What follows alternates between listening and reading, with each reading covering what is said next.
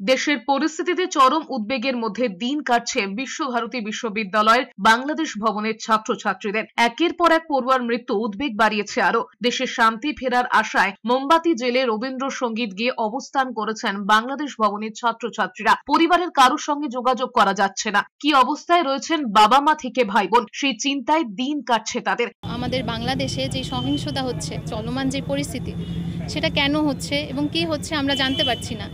গত কয়েকদিন শুরুতে যখন চলছিল আমরা জানতে পারছিলাম সবাই কোন অবস্থাতে আছে, আমরা সেইটুকুও জানতে পারছি না এবং আমরা তাদের পাশে দাঁড়াতে পারছি না কোনোভাবে।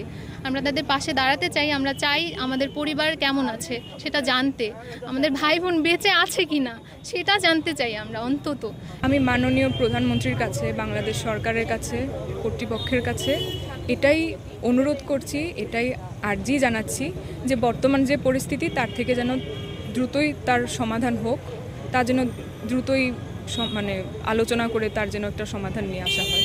এদিকে নদিয়ার গেদে সীমান্ত দিয়ে বাংলাদেশ থেকে দলে দলে ফিরছেন ভারতীয় ছাত্রছাত্রীরা। ঢাকায় ডাক্তারি পড়েন ওই ছাত্রছাত্রীরা। তাদের দাবি শুক্রবার রাতেও গুলি চলে, ভয়ে বেরোতে পারছিলেন না, বন্ধ করে দেওয়া হচ্ছে ট্রেন। তাই রাতে বাস ধরে ঢাকা থেকে দর্শনায় এসে গেদে সীমান্ত দিয়ে দেশে ফেরেন ভারতীয় পড়ুয়ারা। सिचुएशन बहुत ख़राब है, तो इसलिए हम सब लोग वहाँ से किसी न किसी बच करके यहाँ पर निकल के इंडिया में आए हैं।